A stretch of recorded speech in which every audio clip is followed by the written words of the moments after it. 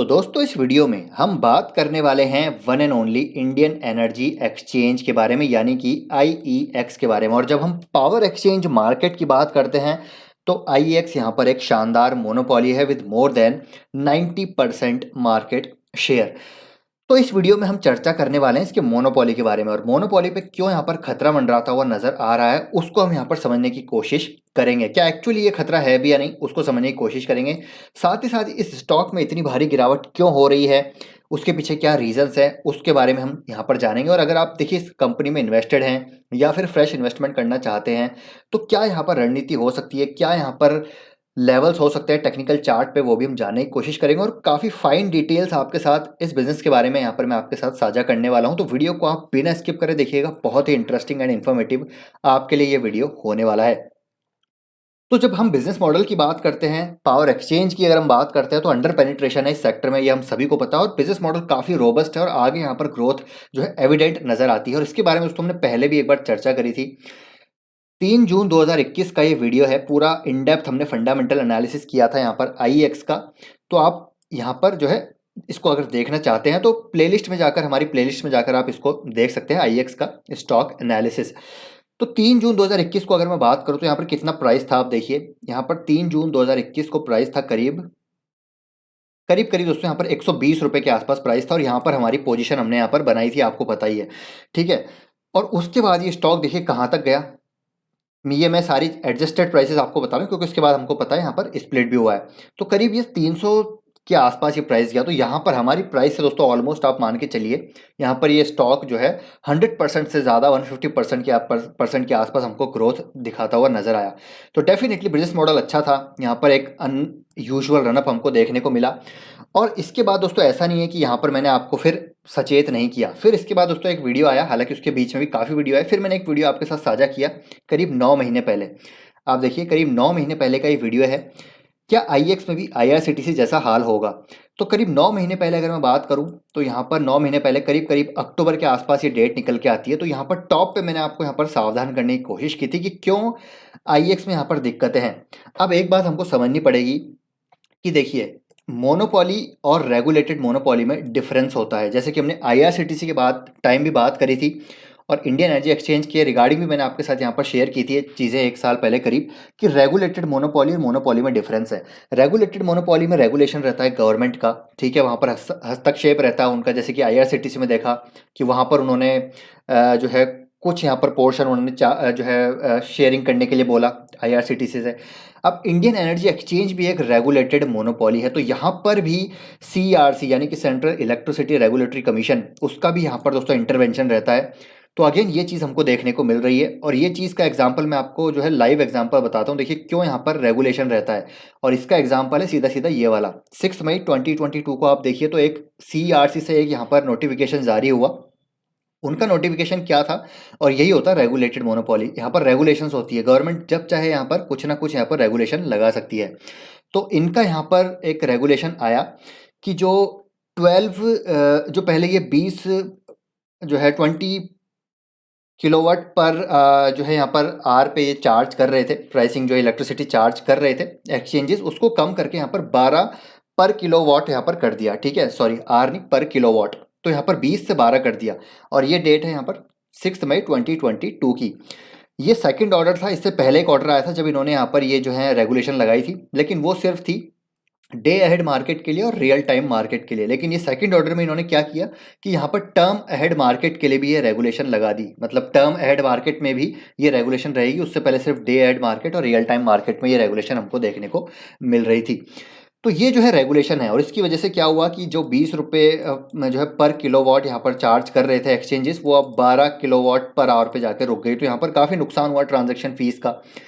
तो इसीलिए दोस्तों यहाँ पर ये रेगुलेशन रेगुलेटेड मोनोपोली, ये आपको डिफरेंस हमेशा ध्यान रखना है, एक मोनोपोली और रेगुलेटेड मोनोपोली में क्या डिफरेंस है। तो उसके बाद ये देखिए ये जो है करीब अप्रैल में, ये एक 1 अप्रैल को यहाँ पर ये ऑर्डर आया था सीईआरसी की तरफ से। फिर उसको अगेन इन्होंने जो है वापस एक और सेकंड ऑर्डर यहाँ पर लाए और यहाँ पर जो है जो पहले डे हेड रियल टाइम पे था उसको टीएएम पे भी यहाँ पर लागू कर दिया। तो अप्रैल में ये न्यूज़ आई थी और देखिए अप्रैल के आसपास यहाँ पर जो है करीब टॉप बना। जैसी ये न्यूज़ आई उसके बाद स्टॉक में लगातार हमको गिरावट देखने को मिली।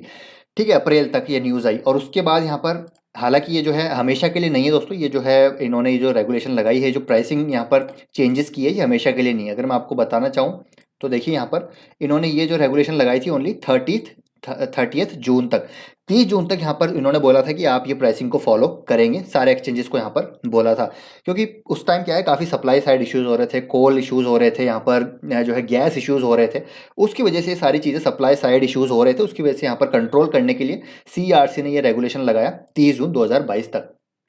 चलिए 30 जून 2022 तक सब ठीक था, यहाँ पर वापस से यहाँ पर इनकी प्राइसेस वापस से चेंज हो गई। लेकिन उसके बाद यहाँ पर अगेन अपडेट आती है कि यहाँ पर जो है नया एक्सचेंज लॉन्च हो रहा है, इसके बारे में हमने बात भी करी थी, वो था हिंदुस्तान पावर एक्सचेंज, यानी कि हिंदुस्तान मतलब थर्ड एक्सचेंज यहाँ पर लॉन्च हो रहा था। और अगेन एचपीएक्स यहाँ पर लॉन्च होने की वजह से यहाँ पर एक और खतरा यहाँ पर था, इनकी मोनोपोली पे खतरा आया।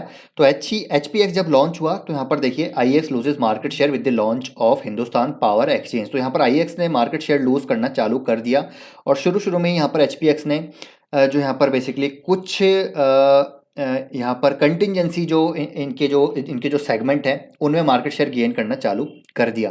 तो उसकी वजह से क्या हुआ, आईएक्स का मार्केट शेयर लूज हुआ। तो उसके बाद और स्टॉक में हमको गिरावट यहाँ पर होती हुई देखने को मिली। तो यहाँ पर और गिरावट देखिए आपको होती हुई देखने को मिली। अब यहाँ पर थोड़ा बहुत सेटल डाउन हो रहा है मामला।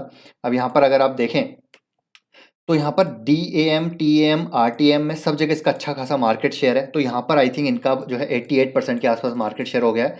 आरटीएम में जो है करीब 95% के आसपास इनका मार्केट शेयर अभी देखने को मिलता है, क्योंकि एचपीएक्स ने और यहाँ पर लॉन्च कर दिए हैं, जो नए सेगमेंट है वो भी लॉन्च कर दिए हैं, जैसे कि डीएएम और आरटीएम इन्होंने लॉन्च किया। अब साथ ही साथ इन्होंने जो है टर्म अहेड मार्केट भी यहाँ पर लॉन्च कर दिया है। तो यहाँ पर ये नए सेगमेंट्स में आ रहे हैं लगातार और मार्केट शेयर गेन कर रहे हैं। लेकिन क्या ये हमेशा चलने वाला है? तो ऐसा नहीं दोस्तों। यहाँ पर देखिए एक आर्टिकल में पढ़ रहा था, तो एचपीएक्स ने क्या किया कि शुरुआत में ही यहाँ पर डिस्काउंट देना चालू कर दिया, जो यहाँ पर ट्रांजेक्शन चार्ज थे वो फ्री में यहाँ पर जो है देना चालू कर दिया।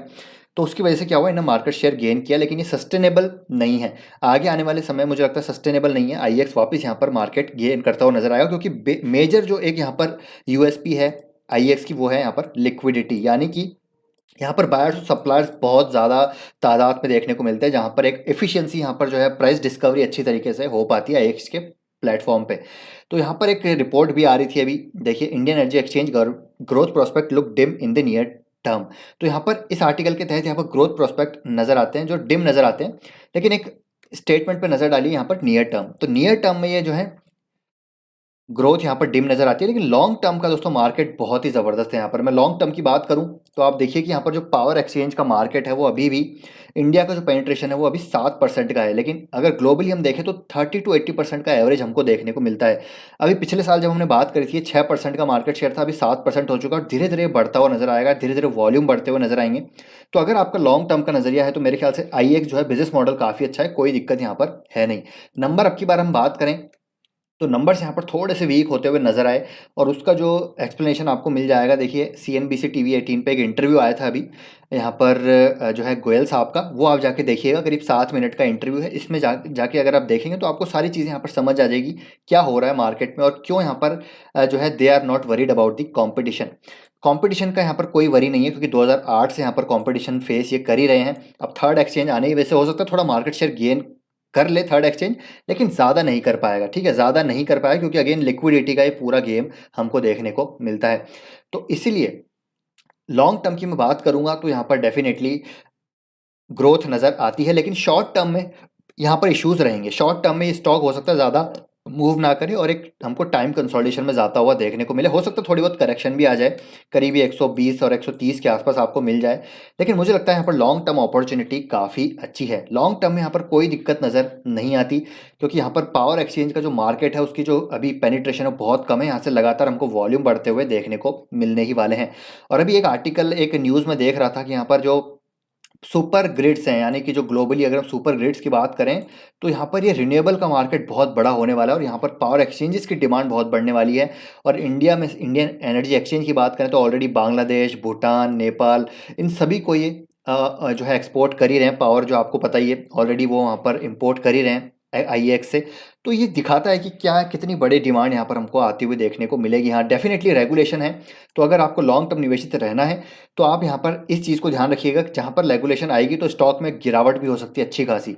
लेकिन अगर आपका लॉन्ग टर्म का यहाँ पर कन्विक्शन है तो आप इसमें ज़रूर निवेश कर सकते हैं। बात करते हैं यहाँ पर वैल्यूएशन की, तो वैल्यूएशन अब रीजनेबल हो चुके हैं। जब हमने यहाँ पर लास्ट टाइम 9 महीने पहले वीडियो बनाया था इधर, तो इधर 100 से ज़्यादा का पी था इसका, और वो अनसस्टेनेबल था, तो इसलिए दोस्तों मैंने यहाँ पर इसको बेच दिया था। और आपको पता ही है, मैं आपको पहले से बता रहा हूँ, तो मैंने अभी तक यहाँ पर बाइंग नहीं करी है। लेकिन अगर यहाँ पर नंबर अच्छे रहे, इनका मार्केट शेयर ज़्यादा नहीं गिरा, आने वाले समय में पूरा ट्रैक करूँगा मैं, तो इसमें मैं हो सकता है पोजीशन बनाऊँ। अभी मेरी कोई पोजीशन नहीं है, लेकिन हाँ, आगे मैं बिजनेस को ट्रैक करूँगा। बिजनेस को ट्रैक करना बहुत ज़रूरी है कन्विक्शन डेवलप करने के लिए। हमको यहाँ पर पता होना चाहिए मार्केट में चल क्या रहा है, क्या नहीं चल रहा है, वो कितना मार्केट शेयर कर रहा है, इनका कॉम्पिटिटर कितना गेन कर रहा है, ये कितना लूज कर रहे हैं, IGX का यहाँ पर क्या होगा आगे आने वाला भविष्य, वो तो काफ़ी अच्छा नज़र आ रहा है। मैनेजमेंट इसके बारे में कई बार बातें कर चुका है। तो ये सारी चीज़ें हमको जो है ट्रैक करनी है। तो अभी अगर आप इन्वेस्टेड हैं, तो मेरे ख्याल से इन्वेस्टेड, अगर आप इसमें ऊपरी स्तरों पे हैं, तो अभी आपको कुछ करने की ज़रूरत नहीं है, थोड़ा वेट एंड वॉच कीजिए। और आपको फ्रेश इन्वेस्टमेंट करना है तो मेरे ख्याल से यहाँ पर आप शुरुआत कर सकते हैं, क्योंकि मेरे हिसाब से जिस प्रकार की मोनोपोली है, ये एक रीजनेबल वैल्यूएशन है, ग्रोथ यहाँ पर अच्छी नज़र आ रही है आगे आने वाले भविष्य में। तो इस लेवल पे आप यहाँ पर फ्रेश इन्वेस्टमेंट कर सकते हैं। यहाँ पर हमने बोला था कि स्टॉक गिरेगा, 150 तक आ सकता है, और 150 तक आया, तो काइंड ऑफ एक डबल बॉटम यहाँ पर बनता हुआ नज़र आ रहा है। और डबल बॉटम पैटर्न बनने के बाद ये हो सकता है ऊपर जाए, तो आप यहाँ पर फ्रेश पोजीशन बना सकते हैं। लेकिन यहाँ पर लमसम आपको नहीं करना है, आगे की बिजनेस एक्टिविटीज़ हमको यहाँ पर ट्रैक करनी पड़ेगी, उसके बाद हम डिसीजन लेंगे। और आपको भी मैं अपडेट देता रहूँगा आगे किस प्रकार बिजनेस कर रहा है, क्या सेक्टर कैसे कर रहा है, इनके जो कॉम्पिटिटर्स है वो कैसा कर रहे हैं, ये सारी चीज़ें हम डिस्कस करेंगे आगे आने वाले समय में। At this point of time मेरे को लगता है ज़्यादा कुछ करने की जरूरत नहीं, इसको ट्रैक करिए बिजनेस को बस। अगर इन्वेस्टेड है तो इन्वेस्टेड रहिए, फ्रेश इन्वेस्टमेंट करना चाहते हैं तो थोड़ा बहुत इन्वेस्टमेंट आप इस लेवल पे कर सकते हैं, एवरेज भी कर सकते हैं, लेकिन हाँ, अलोकेशन आपको ज़्यादा यहाँ पर नहीं देना है, क्योंकि रेगुलेटेड मोनोपोली का डिफरेंस आपको यहाँ पर समझना पड़ेगा। तो आई होप दोस्तों ये वीडियो आपको इन्फॉर्मेटिव लगा होगा। वीडियो पसंद आया तो लाइक शेयर एंड चैनल को सब्सक्राइब कर लीजिए। कोई क्वेश्चन डाउट है, कुछ आपका ओपिनियन है, तो आप उसके बारे में भी कमेंट में ज़रूर आपके साथ आपकी जो समझ है उसको साझा कर सकते हैं। तो मिलते हैं दोस्तों नेक्स्ट वीडियो में। Till then take care, bye bye.